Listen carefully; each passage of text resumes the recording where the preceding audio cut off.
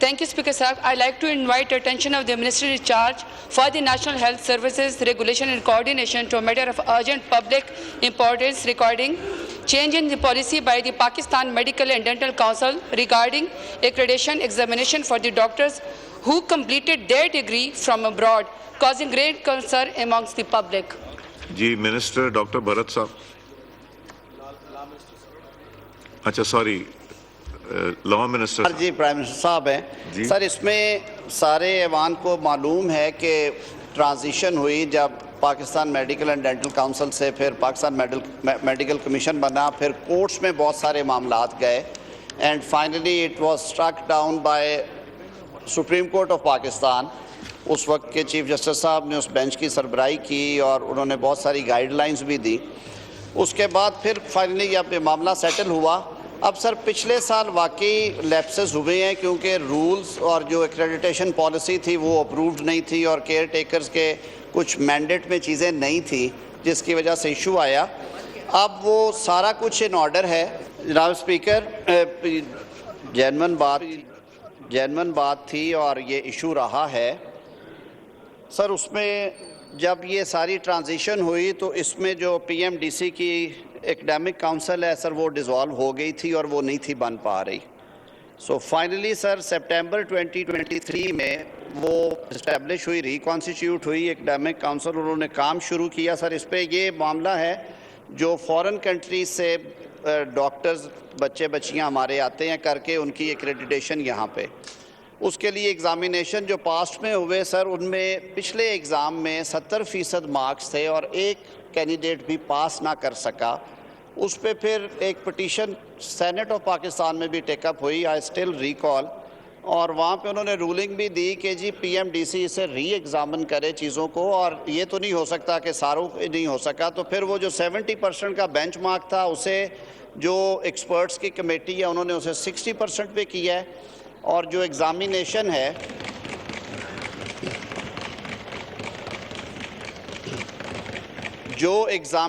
है जी उसको भी इन्होंने रीशेप किया है जी, रीडिज़ाइन किया है। अब जो पहला एग्ज़ामिनेशन है आफ्टर दिस रीस्ट्रक्चरिंग वो 2 जून के लिए ऑलरेडी अनाउंस हो चुका है जी, और वो नाम्स वाले करवा रहे हैं जी, national university of medical sciences. दूसरा एग्ज़ाम भी इन्होंने कमिट कर लिया है हेल्थ डिपार्टमेंट ने, वो कहते हैं जी साल में 2 इम्तिहानात हुआ करेंगे अब रेगुलरली, 1 जून में 1 दिसंबर में। 2 जून is the date for the first examination which is round the corner. Zartaj साहब एक सवाल कीजिए। थैंक यू स्पीकर साहब।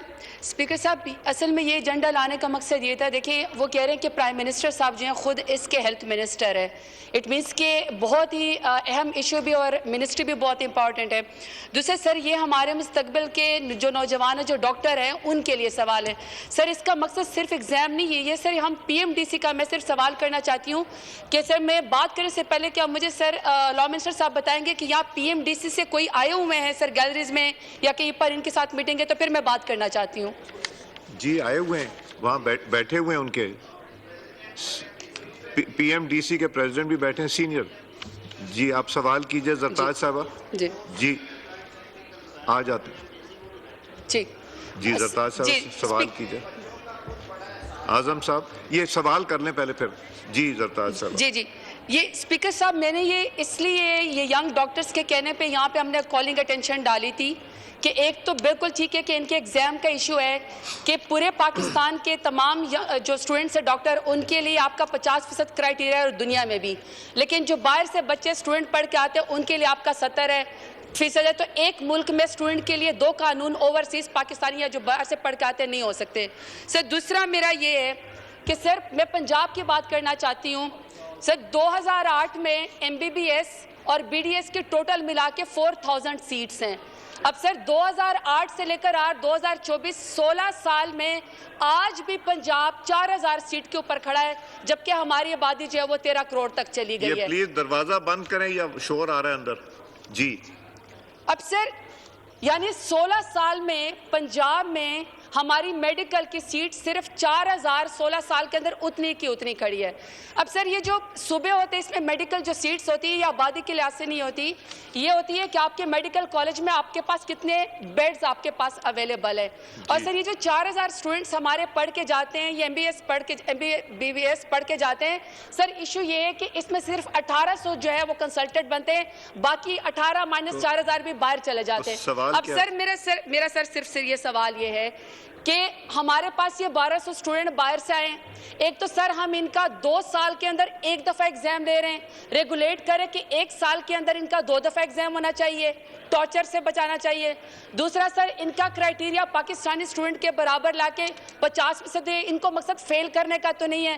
سر تیسرا یہ ہے کہ جو ہمارے یہ جو ڈاکٹر ہیں 4000 ہیں, یہ میں پنجاب کی بات کر رہی ہوں سر, 16 سال میں کوئی سیٹیں تو بڑھائیں, آخر ہمارے ملک کے اندر سیٹیں بڑھنی ہے کہ نہیں سے بڑھنی ہے. تو سر یہ میڈیکل کالج میں اضافہ ہوگا, بیڈ میں اضافہ ہوگا, اسٹوڈنٹ میں اضافہ ہوگا, تو ہی سر ہمارے پاس کوئی ڈاکٹر آئیں گے. تو سر میرا صرف ان سے یہ سوال ہے کہ کائنڈلی اس کو کہ 1 سال میں ڈیٹ ہونا چاہیے, ان کا کرائٹیریا 50% پہ کرے تاکہ ہمارے ڈاکٹر صاحبان جو وہ ینگ وہ پاس ہو سکیں. اور سر تیسرا لاسٹ میرا سوال ہے سر تیسرا سر سجیشن ہے, سوال نہیں ہے, سجیشن ہے. آج جو ہم نے یہ ہے نا, آج ہم نے ویمن امپاورمنٹ کی بات کی تو انہوں نے ایک سانس میں 4 سوال کر لیے. سر میں سجیشن دے رہی تھی, میں سوال نہیں کری. سر میں سجیشن دے رہی تھی سر ہمارے بچے جو باہر سے پڑھتے ہیں وہ مائگریٹ ہو کے واپس پاکستان آتے ہیں.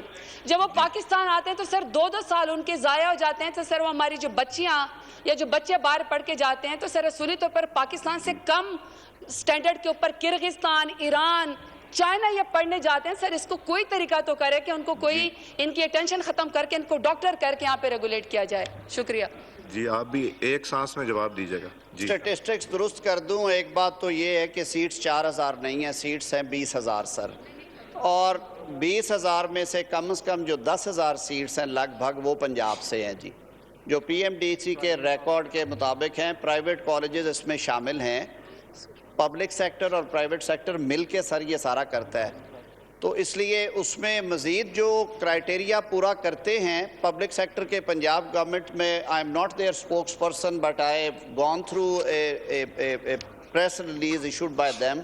انہوں نے فار فلنگ 5 ڈسٹرکٹس کے اندر پبلک سیکٹر میڈیکل کالجز جو ہیں وہ قائم کرنے کا اعلان کیا ہے.